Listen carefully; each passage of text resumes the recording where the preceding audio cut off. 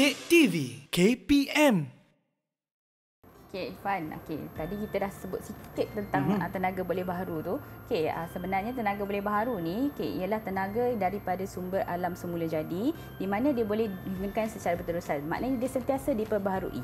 Maksudnya sentiasa ada.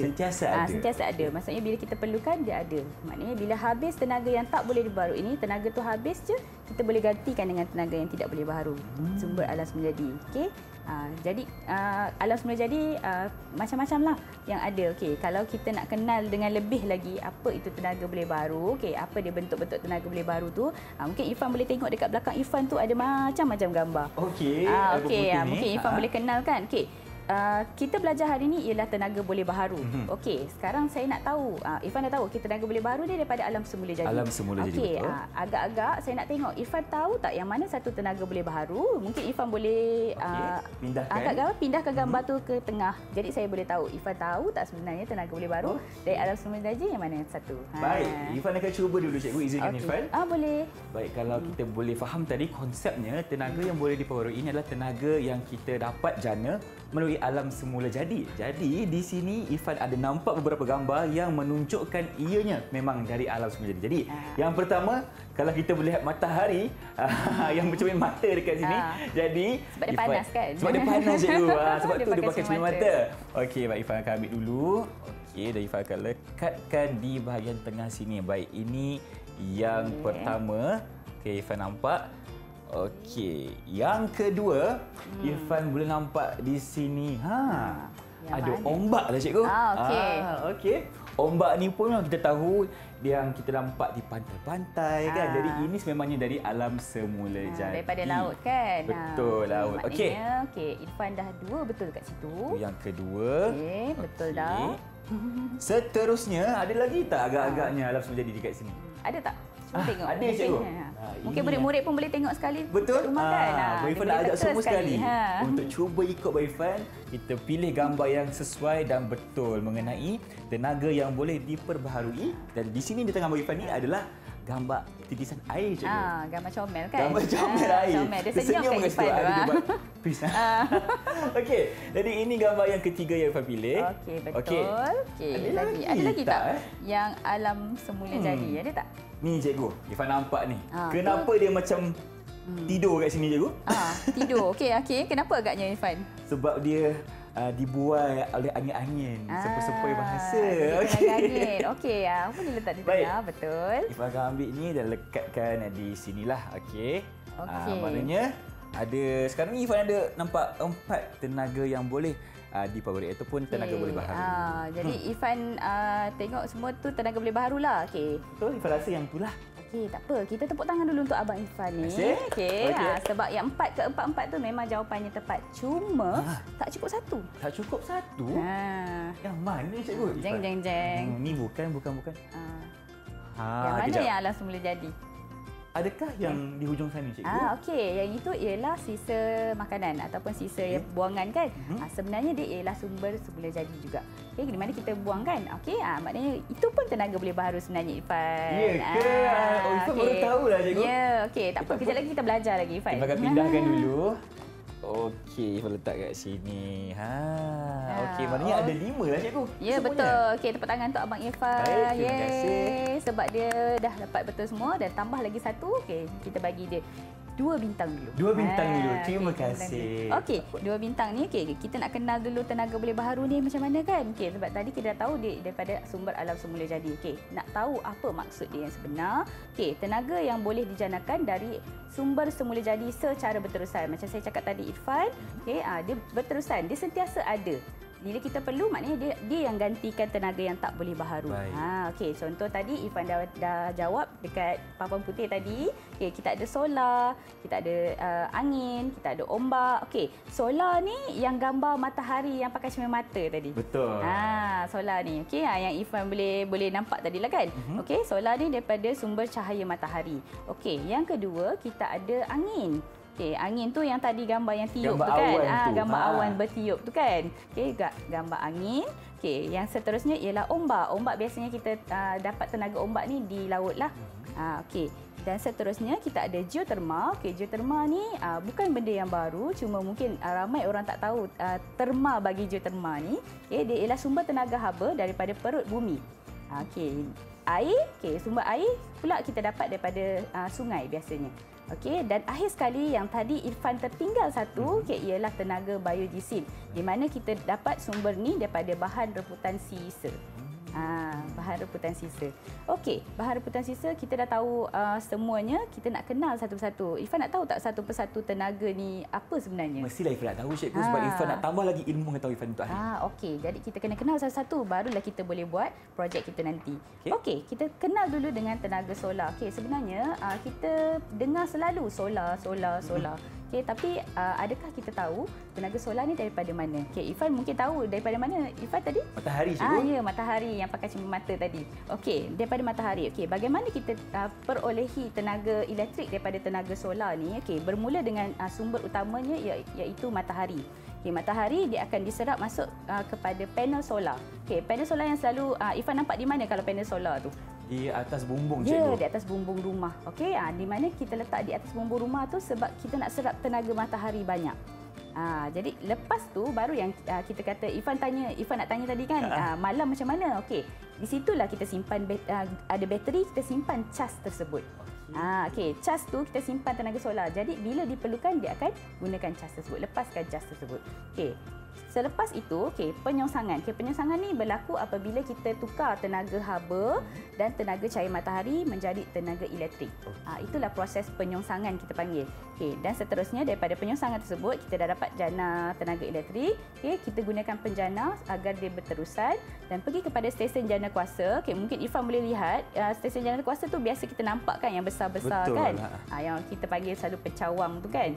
Stesen jana kuasa itulah yang akan salurkan sumber tenaga elektrik ni ke bahagian rumah dan juga bangunan. Okey. Okey, kita pergi kepada tenaga angin. Okey, mungkin Irfan boleh tengok kat sini, kita ada kincir angin ni. Kincir Irfan angin. pernah nampak tak? Okey, yang Irfan tak pernah nampak dekat Malaysia, cikgu. Okey. Dekat negara luar pernah. Ya, okey. Selalunya kita nampak ni dekat negara luar kan, negara Jerman, ada negara China, ada negara Amerika Syarikat. Okey, yang ini, Irfan boleh nampak dia bergerak. Kenapa dia bergerak? Okey, kat sini. Okey. Apa yang boleh menggerakkan dia? Angin, cikgu? Ya, tenaga angin. Okey, untuk menggerakkan ini kita gunakan tenaga angin. Okey, tenaga angin ni bila kita perolehi, macam mana kita nak tukarkan kepada tenaga elektrik? Okey, sebenarnya di belakang kincir angin ni, kita panggil kincir angin ni, di belakang ni kita ada turbin. Turbin, okey. Ataupun dalam bahasa Inggeris kita kenal sebagai turbine lah. Okey, turbin ni yang memutarkan tenaga angin tu dan tukarkan kepada tenaga elektrik. Okey, ada kelebihan sebenarnya Irfan. Tenaga angin ni, kelebihannya ialah tenaga angin ni lebih bersih. Maksudnya bila kita putarkan, dia akan jadi angin tu lebih bersih, dan dia tidak mencemarkan udara. Kerana kita ambil udara yang bersih tu kan, kita keluarkan udara yang bersih. Dan juga bila dia pusingkan guna angin, kita tak guna bahan bakar. Jadi tak ada pembakaran, tak ada pencemaran udara. Baik.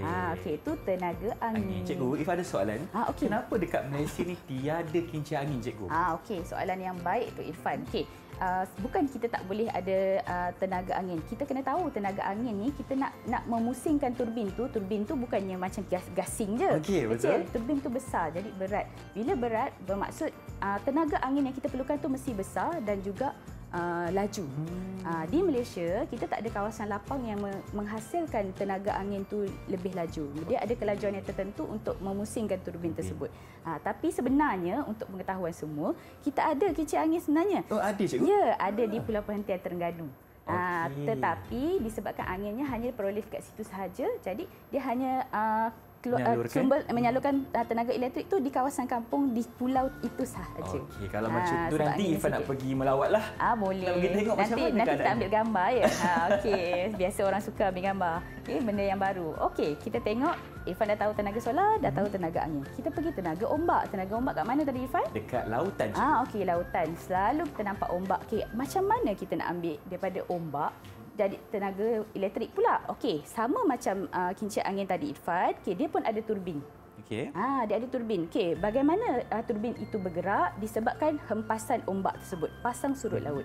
Jadi bila ombak tu naik, bila air pasang, lebih kuat ombak tersebut, lebih kuatlah turbin tu berpusing. Baik. Bila turbin tu berpusing, maknanya tenaga elektrik pun dapat dihasilkan. Yes. Kelebihan dia, ada juga kelebihan dia, Apa Irfan. dia, cikgu? Kelebihannya ialah sebagai pemecah ombak. Okey, pemecah ombak tu maksudnya bila ombak terlalu besar, kita gunakan turbin ni untuk pecahkan ombak tersebut.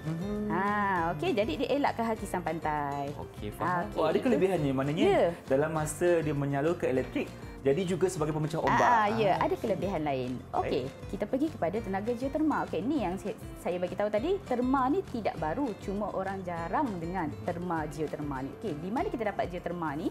Okey, sebenarnya dia daripada wap bumi, perut bumi. Okey, wap panas perut bumi. Okey, wap yang panas daripada kita belajar ada 7 lapisan bumi, betul? Betul. Okey, daripada teras bumi itu, okey, haba lebih tinggi, lagi dalam lagi tinggi. Dia ada geotermal cetek dan geotermal dalam. Okey, yang itu lebih terperincilah. Mungkin murid-murid akan ketahui lebih lagi masa sekolah menengah. Okey, bila wap panas ni diserap daripada perut bumi, dia akan hasilkan steam. Baik. Okey, steam ni yang akan pusingkan turbin. Dia masih menggunakan turbin ni. Turbin ni akan putar kan. Okey, dia akan jana kuasa elektrik. Daripada jana kuasa elektrik tu, okey, air tu yang terhasil daripada steam tadi, dia akan salurkan tukar jadi tenaga elektrik. Itu saja geotermal. Dan cikgu, dari segi kawasan untuk jana kuasa tenaga geotermal ni, macam mana cikgu? Luas ke ataupun sedikit kecil? Okey, dia sebenarnya ada kawasan-kawasan tertentu yang kita boleh gali, tak semua tempat kita boleh gali. Tapi di Malaysia kita tak ada, disebabkan Malaysia ni kita tak ada 4 musim. Okey, kebanyakan negara 4 musim yang gunakan tenaga geotermal ni kerana mereka nak memanaskan rumah. Macam kita tak ada musim sejuk. Betul. Kita tak ada salji. Jadi kita tak ada tenaga geotermal ni. Cuma kita belajar, kita kenal lah. Mungkin tiba-tiba salji turun dekat Malaysia kan. Betul. Kita tak tahu. Okey. Kebanyakannya macam negara Iceland digunakan tenaga geotermal ni untuk memanaskan rumah sebab rumah mereka sejuk. Dan kalau kan di negara kita memang tak perlulah cikgu, memang sebab keadaan kita, cuaca kita memang 30 darjah Celsius ke atas lah. Jadi tidak sesuai. Okey. Yang seterusnya kita tenaga air. Kalau yang ini sesuai, Irfan, sebab air memang semua orang tahu negara Malaysia memang dikelilingi dengan air. Betul, jadi tenaga air yang paling banyak tenaga boleh baharu ialah tenaga air di Malaysia. Okey, macam mana kita hasilkan tenaga air ni? Okey, mungkin Irfan dengan murid-murid di rumah boleh lihat gambar. Okey, dia ada perbezaan. Okey, dulu kita kalau Irfan boleh tahu, okey, macam tadi ialah kincir angin. Okey, yang ni kincir air dulu kita panggil. Yang lama kita panggil kincir air, yang sekarang pun kita panggil kincir air. Cuma sekarang kita ada binaan empangan. Mungkin Irfan pernah dengar ataupun baru dengar. Okey, so kita dapat ketahui hari ini. Okey, kalau dulu kita guna kincir air ni untuk memusingkan dia tu, kalau Irfan belajar basikal dulu, yang menggerakkan nak keluarkan elektrik, lampu tu kan ialah dinamo. Sama dengan kincir air dulu, dia gunakan dinamo. Okey, lagi laju air tu turun, lagi laju turbin tu pusing, jadi dinamo tu akan jana kuasa elektrik. So elektrik itulah yang akan salurkan ke rumah-rumah.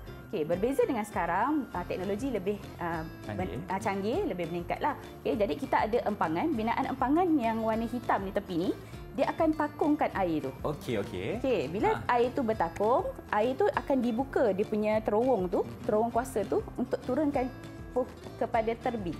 Okey, turbin tu akan berpusing dan akan jana kuasakan pergi ke menara elektrik. Macam tadi juga stesen jana kuasa, dan dia akan salurkan tenaga elektrik tu ke rumah. Okey, maknanya turbin jugalah yang akan menukarkan tenaga cuma air. Yang air ni kita kena takung dulu. Mungkin ada empangan tu berbeza. Okey, macam di Malaysia kita ada banyak empangan di Malaysia sebenarnya. Okey, ada di Sarawak, ada di Terengganu. Okay, ada yang kita guna pada tasik, ada yang kita guna pada sungai. Tapi kebanyakannya ialah sungai dan tasik yang besar lah. Okay, contohnya cikgu Ifah pernah dengar empangan Kenyir, cikgu? Betul. Empangan Kenyir di Terengganu kan. Okay, kenapa kita guna daripada tasik Kenyir? Tasik Kenyir tu saiz dia besar. Bila besar, air yang kita hasilkan banyak. Bila hasil banyak, maksudnya kita boleh hasilkan tenaga elektrik tu banyak. Okey. Dan tenaga ini juga memang satu tenaga yang berterusan, cikgu kan? Ya, berterusan. Selagi ada air di tasik tu, selagi itulah kita boleh jana kuasa jangan air itu kering lah.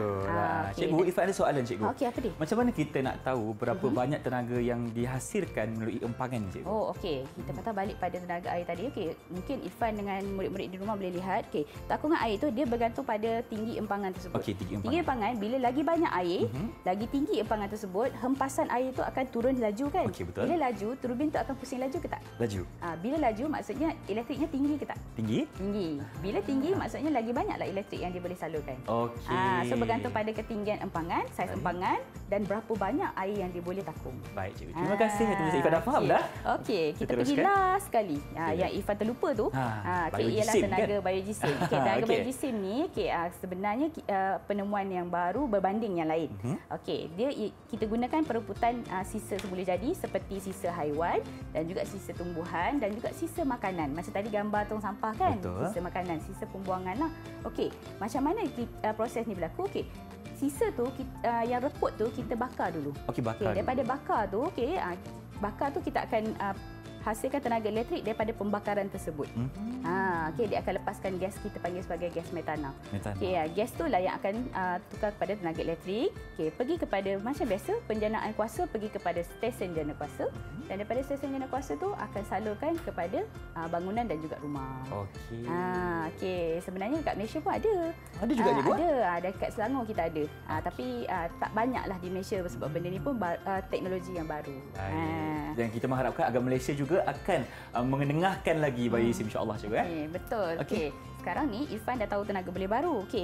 Tadi kita dah ada tengok ada kepentingan tenaga boleh baru kan. Dia ada perbezaan tenaga boleh baru dengan tenaga tidak boleh baru. Mungkin Irfan boleh tengok dekat slide. Boleh digunakan secara berterusan untuk tenaga boleh baru. Kalau tenaga tak boleh baru, dia tak boleh guna secara berterusan. Macam contoh, Irfan naik kereta ke, naik motor ke apa? Irfan naik kereta cikgu. Naik kereta. Bila naik kereta, Irfan perlu isi apa? Minyak, petrol. Isi minyak. Adakah minyak tu berterusan? Tak. Minyak tu akan habis. Jadi adakah ada tenaga boleh baru? Tidak. Jadi tenaga yang tak boleh baru ni dia memang tak boleh digunakan secara berterusan. Dia akan habislah. Jadi untuk dapatkan hasil yang baru, dia ambil masa yang sangat lama. Mungkin Irfan boleh tengok ambil masa yang sangat lama untuk dijalankan semula sebab benda tu dah tak ada lagi. Kita nak kena proses balik. Macam yang sumber semula dia sentiasa ada macam air, sentiasa ada. Jadi kita gunakan terus. Dan akhir sekali, kelebihan tenaga boleh baru dengan berbanding tenaga tak boleh baru.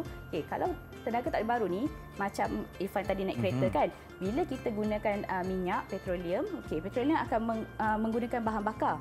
Bahan bakar tu akan hasilkan apa? Gas. Akan hasilkan asap kereta. Asap kereta tu akan menyebabkan pencemaran udara. So berbeza dengan tenaga boleh baru, dia tidak menyebabkan pencemaran kerana kita tak ada gunakan bahan bakar. Itu perbezaan. Yang itu perbezaan dia.